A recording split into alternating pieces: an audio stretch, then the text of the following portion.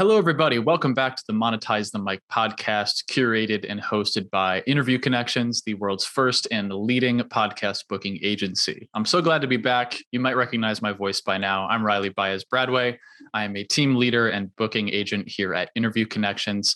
And for those on the video end of things, yes, I'm wearing a pea coat indoors. It is a brisk autumn day here in New England, maybe 57 or 58 degrees. And I live in a house that is nearly 100 years old and very poorly insulated. Enough said. But on today's episode, I'm actually very excited. It's not just me. I have a very special guest joining me. It is the head of our show research department here at Interview Connections, Gabby McCauley. Gabby, welcome to the show. Thanks for joining me today. Hi, Riley. Thanks for having me. I'm excited to be here. Yeah, absolutely. So today, our overarching topic for today is show research. So really getting down to the nitty-gritty in terms of determining what podcasts might be a fit for any given person. And this really is the foundation of all of our outreach here at Interview Connections on our clients' behalf. You know, we can write beautiful pitches until we're blue in the face, but if we're sending them to shows that are irrelevant for that client, then it's really a moot point. So this is really one of the two major pillars of all of our work here, is not just the actual outreach part of it, but making sure that those shows that we are reaching out to are going to be as relevant as possible for any given client. So Gabby, first and foremost, I actually want you to run down some of the benchmarks that we use, like the very, very base level benchmarks that we use to qualify podcasts, because a stat that we've given numerous times and one that's out there publicly a lot is the fact that there are over 1 million valid podcasts on iTunes. And for those in the audio end, I'm air quoting valid, because valid can be a little bit of a subjective term. There are a ton of podcasts out there, and the fact that about a million of them are in fact valid might raise the question: what exactly is a valid podcast? So Gabby, what are some of those very base level benchmarks that we use to determine whether or not a podcast is valid or not? Yeah. So right off the bat, we like to make sure that the shows that we are pitching are established. And I mean, even that's what is an established show? We consider 20 episodes to be an established show. And that comes from a statistic that someone here at IC found, is that like only X amount of shows ever make it to 20 episodes. So just by having that like minimum requirement, we are already disqualifying, thousands, hundreds of thousands of shows probably. And not only that they have 20 episodes, but something that the show research team really likes to pay attention to is any sort of posting pattern, making sure that, they have a schedule going on. So some hosts might release, 20 episodes in a day, but the likelihood that is that's going to happen to all of the shows that we find is very unlikely. So we just want to make sure that they're posting maybe once a week or bi-weekly, once a month, something that their audience knows when to tune in, what day of the week, what time, because, we all like to catch our shows or our podcasts right when they're released. And so having a schedule like that is really important for listenership. So beyond the 20 episode minimum, we like to make sure that our shows are professionally branded, that they have some nice design, some graphic design going on, that their websites are easy to navigate. They hit all the marks, they have contact info and social media on there. Social media is another thing that we pay pretty close attention to. Making sure that their values are aligned with our values here at Interview Connections. And very, very important, we want to make sure that the host can actually host a podcast. So, making sure that these interviews that they're having are conversational, that the hosts are actively listening and can engage in a genuine conversation with our clients or really anyone that they host on our show. We never want to be, feeling robotic, because listenership will drop. People aren't interested in conversations that seem scripted. So that's really important to us. Yeah, absolutely. And there are many a show I've come across, and of course I won't name names here, There are definitely shows I've come across, doing some light show research, perhaps for a client of mine, or maybe a show that my client sends me and goes, hey, this might be worth a look. The topics look aligned. Can you look a little bit further into it? And I'll take a listen to the episode. And, it's maybe not necessarily a bad job by the host, but there have definitely been a number of interviews I've listened to where it really just seems to be the host asking a question and the interviewee answering it. And instead of the host taking an opportunity to kind of expound upon that, maybe pull a little bit more out of that response, it's really just a Q&A. And that really doesn't make for that great of an interview. And a lot of the people who work with us are conversational people. They want to be able to have some kind of a connection with that host beyond, oh, how'd you start your business? And then the interviewee goes on about how they started their business. And then that's where that point ends. We're not big fans of that here. And there's nothing wrong with a Q&A, but it's just not as interesting as an actual conversation. And also I forgot to mention that one of the most important ones is sound quality and just the quality of the show in general. So, yes, we want to make sure that the host is actively listening and everything and asking good questions, but we also want to make sure that we can hear them. So absolutely, that seems pretty obvious, but just to make sure that that's out there. Yeah. And that really, it mostly on the host end of things, because, the host is the host of the show. If they don't have some kind of dedicated setup, and it can even be something basic like what I have set up right here, a pair of headphones, a decent quality microphone. That's really, if you're doing an audio only podcast, that's the absolute bare minimum. But it also does help to take a look at some of those episodes and listen to the audio quality or the audio and video quality of the guests they bring on, because that can also be indicative of the show's booking process and if it's as thorough as it needs to be.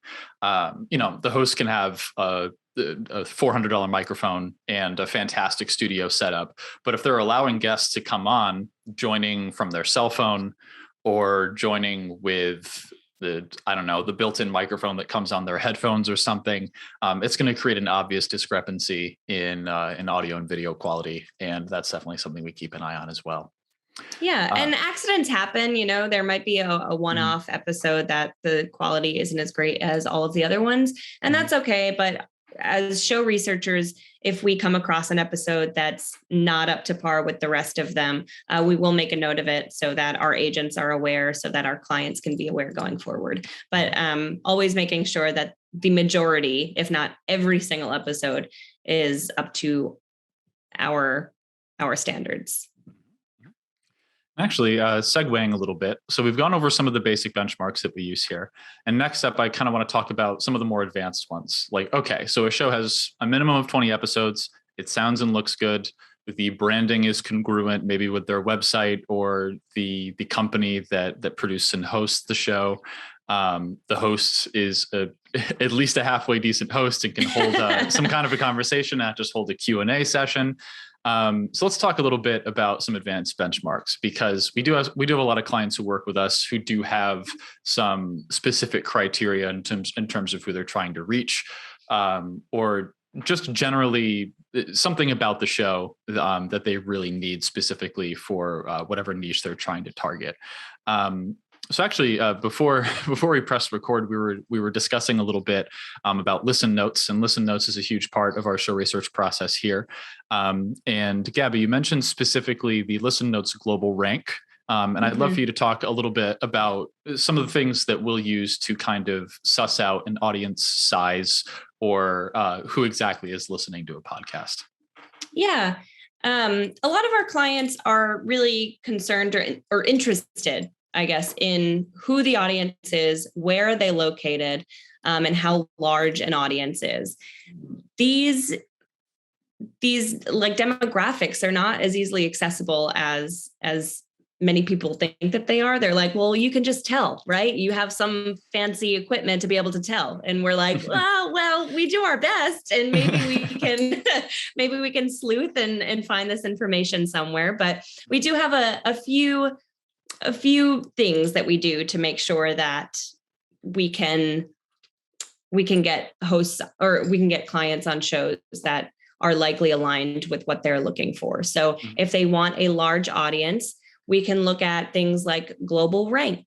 And the Listen Notes Global Rank will rank every single show. So it has every single podcast that's ever created, and we'll rank them according to how popular a show is. So if a show is in, the top 2% of every podcast that exists, that's a pretty good ranking, in my opinion. And that means that not only is the audience a good size, that they are loyal listeners, but that it's global. So the likelihood that they have international listeners is very high. So, if a show is located in England and you're in the United States, the likelihood that you have listeners from the United States and theirs is very high.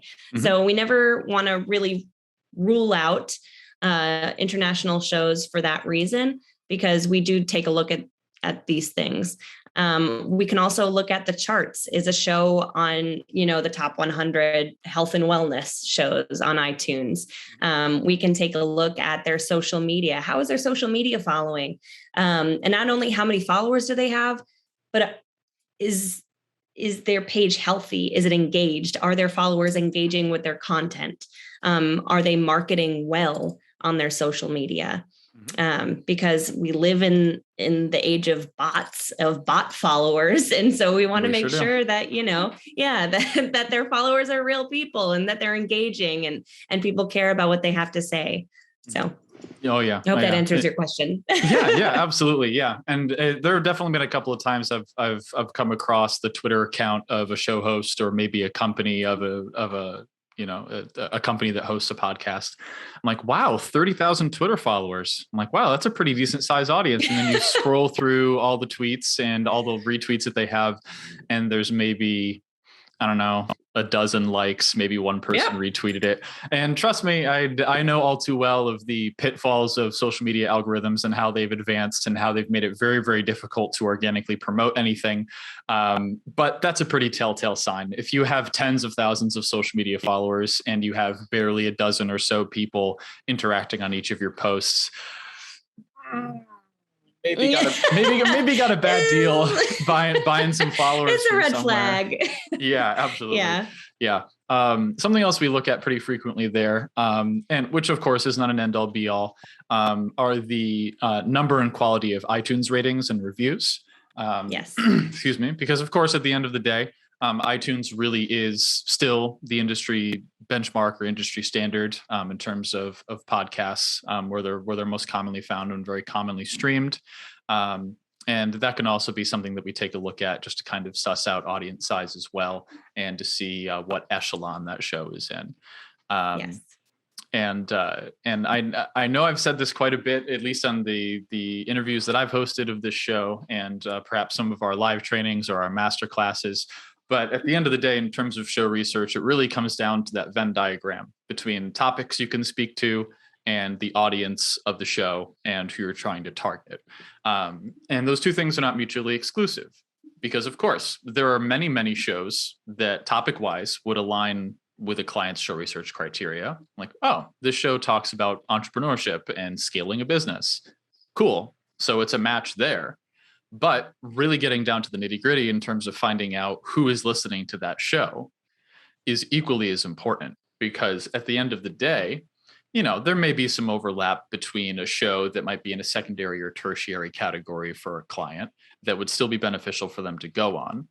But if an audience isn't quite aligned with who that client is trying to target, then yeah, you could talk about scaling a business until you're blue in the face. But if you're not getting in front of the right people, if you're not getting in the ears of people who would benefit from your services or benefit from what you have to say at the end of the day, then, a little bit of a moot point there.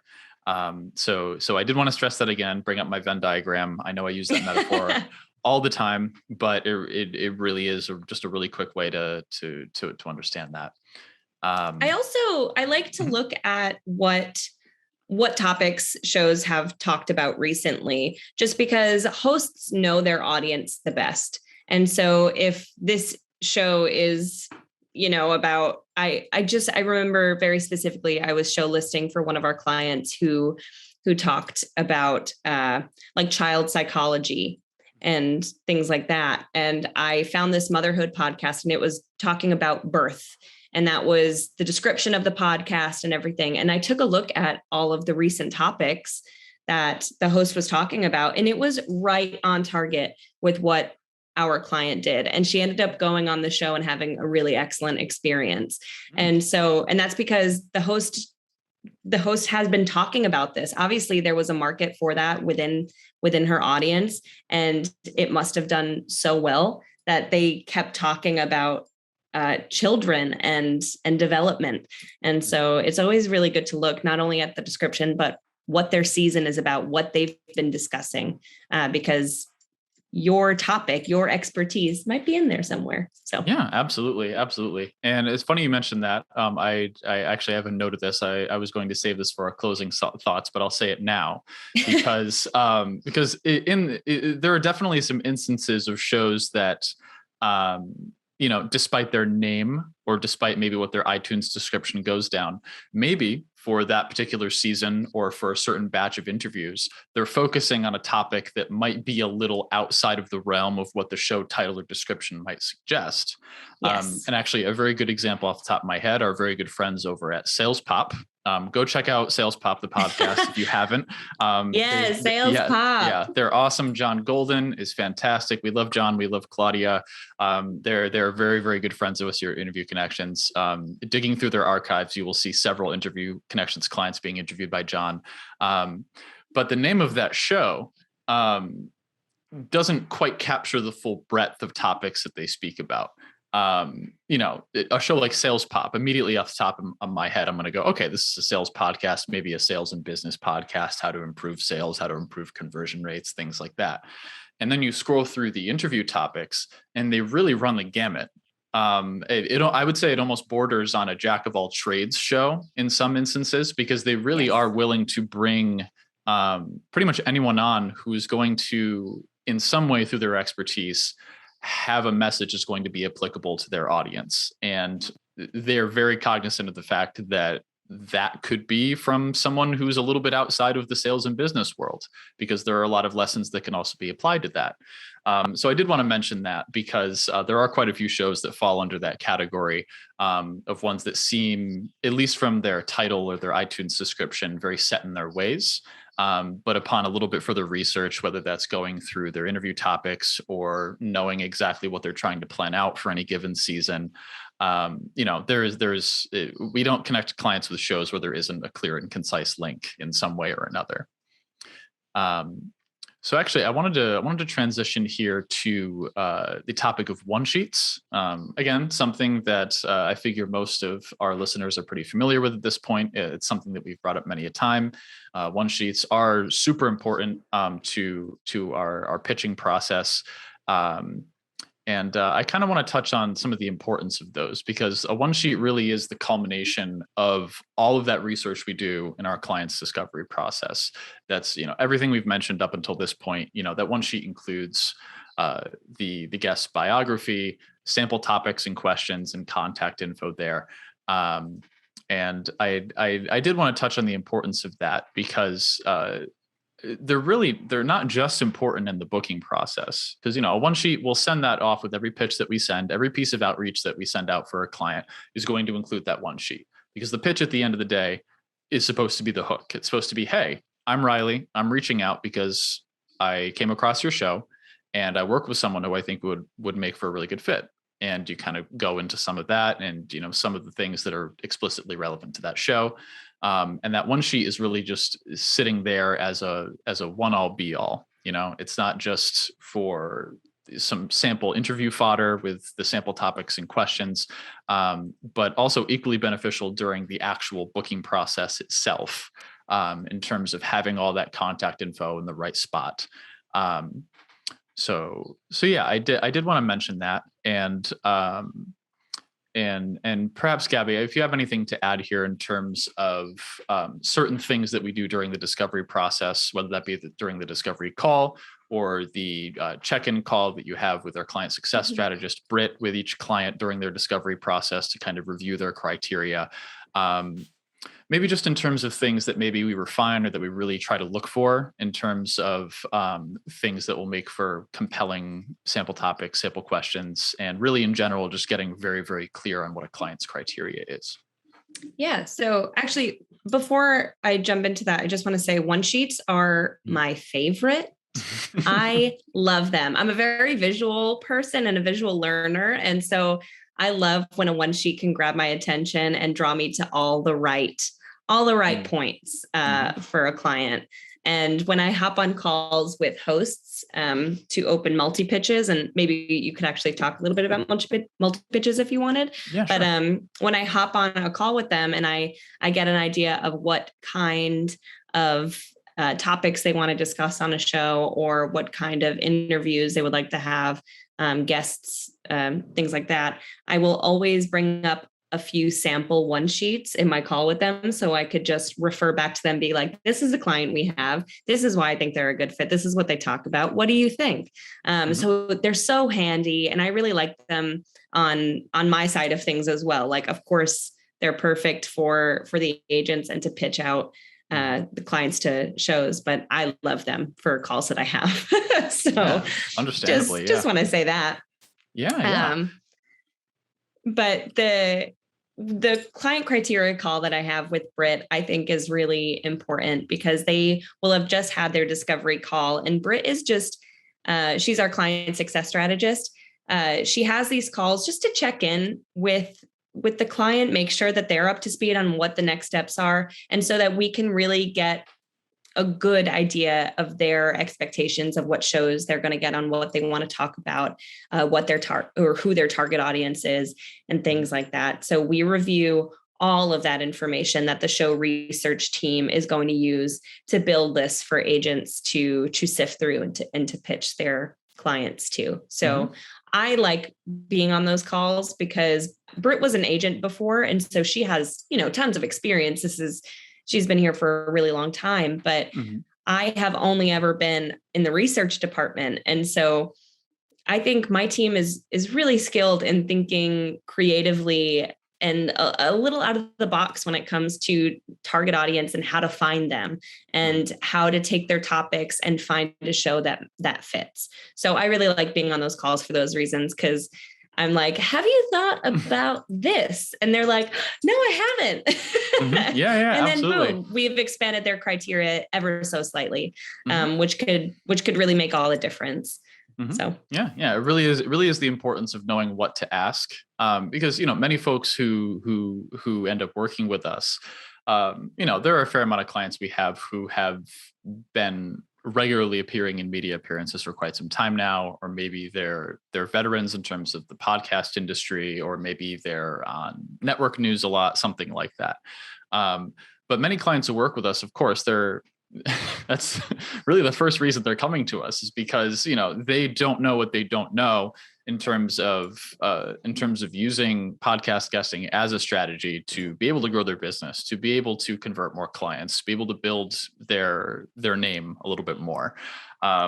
So yeah, that's a really important piece of it, because even in the discovery call, which is something that we on the agent side take care of, really that first touch point in terms of really getting to know that client straight from them, as opposed to just piecing together a bunch of stuff we can find on their website or their social media or wherever else. But knowing what to ask there is really important as well, because it might, like you mentioned, it might not even be something that client previously thought of. An example of this is in our discovery call process. We have a show research question that's specifically aimed at, okay, we've been talking about things that you do want in podcasts and the qualities that you do want in a potential host. What are some things that you want to avoid? What are some things you want to stay away from? And one in particular, one that I notice many clients or many folks who come to work with us might not have even been thinking of before, is the fact that really one of the more common ones there is if a client just wants to be based on shows in the United States, or ones that have a significant United States audience, or if they're fine with being on pretty much any English speaking podcast. So that, all the podcasts that we work with are English speaking podcasts. And I've noticed a couple of times I've asked a client that, and they go, I haven't exactly thought of that. And and then I'll kind of go into it and explain it some more and go, there may be some shows that might be based in Great Britain or in Australia. We've connected clients with shows all over the world. But that's a good thing to suss out on our end, going, okay, maybe a client mainly wants to stick to shows here in the United States, but if they're hosted by someone who lives overseas somewhere, that they have some kind of significant audience in the US as well. And there is quite a bit of overlap there with a lot of English speaking shows.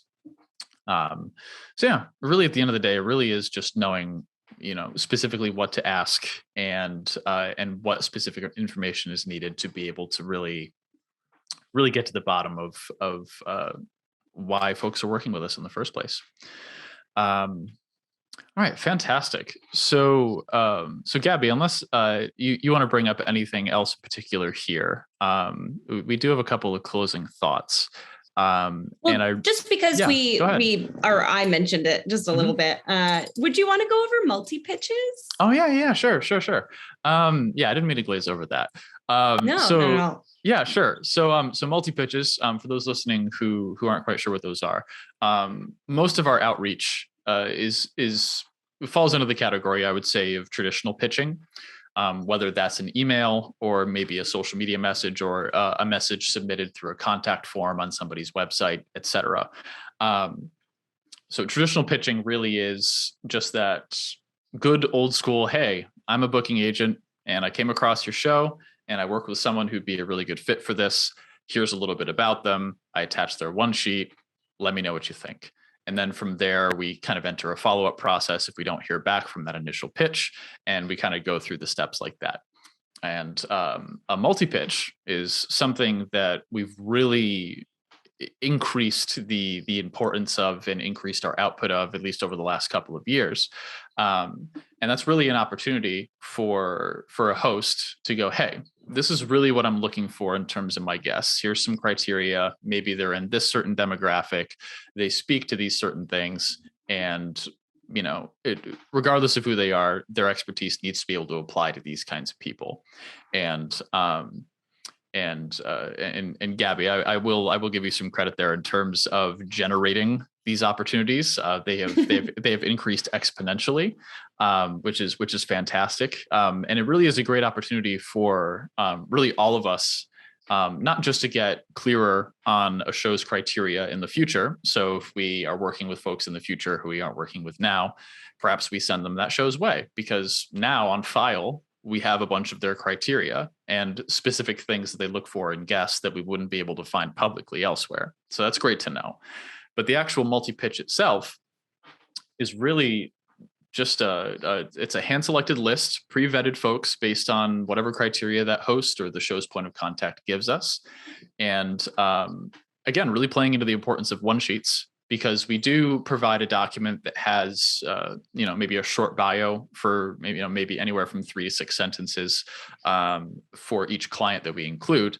But we have a specific folder in that package that we deliver to the host that is just a folder of one sheets. We're going, hey, here's this document here. You can review their short bios just to kind of get a quick sense of who they are, but you're really going to find the meat and potatoes of exactly what they're doing in those one sheets. So yeah, that's been a fantastic little setup that we have there, not just for getting our clients booked on shows, because that's what we're doing at the end of the day, but again, really just having an opportunity to really get to the bottom of who they're looking for, and going back to that whole mindset to serve thing that we're about here, because at the end of the day, our goal is to get our clients booked on podcasts. But when we're going to a host and offering them something like that, it's important to make very clear to that host, we wouldn't be going to them and suggesting these people if we didn't think that there was a benefit to them, for their show, for their listeners. We understand that podcasts, their listeners are very devoted. They're very loyal, and it's an exercise in trust for a host to bring on someone who they might not have been familiar with before and go, okay, all my listeners, everyone who trusts me, everyone who follows me here, I'm bringing this person, they want to make sure that person isn't a Trojan horse or something, right? They want to make sure they're not just going to show up on the show and try to sell themselves, right? Yes. So yeah, it's really great all around, not just for the technical aspect of it, of getting that specific criteria, of knowing exactly who that host is looking for and what kind of conversations they want to have. But it's equally as important to build that relationship with hosts and to be able to get them to trust us and go, hey, we wouldn't be suggesting these people if they were going to be duds on the show. We know the people who listen to your show trust you, and we wouldn't want you to end up bringing anyone on the show who wouldn't directly serve that audience. Yeah. And so many, successful multi-pitches or connections in general with hosts, we may end up having such a close-knit relationship with them where we have a connect without pitching. So we can just connect them with our clients without even giving them the rundown first for approval or rejection. They know us, they trust us, and they're good at their job. They're good hosts. They can take anyone on their show and make a good interview and good conversation out of it. So. Absolutely. Yeah. That is probably the highest compliment we can receive from a host. Absolutely. Yeah. And it doesn't happen all the time, but every once in a while we build such a good working relationship with someone that, like Gabby said, it literally is just a matter of, hey, if you have more people like the people you've connected with me with before, or more people who, based on your process would make for a good fit, don't even worry about sending me a pitch. Don't even worry about sending me that one sheet. Just send me a connection email and let's get something on the books.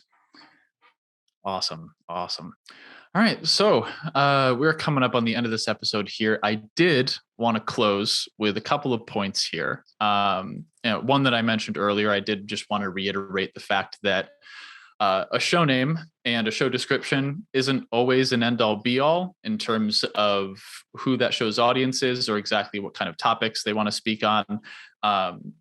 One of the quickest ways that you can suss that out, like we mentioned, is taking a look at some recent interviews and going, okay, well, this show might have a name that leads you to believe it might just be about sales or entrepreneurship or scaling a business. And then you take a look at the recent episodes, and there's one about mindset and perseverance, and there's one about using a side hustle to generate income for your business. Shows that can really run the gamut there.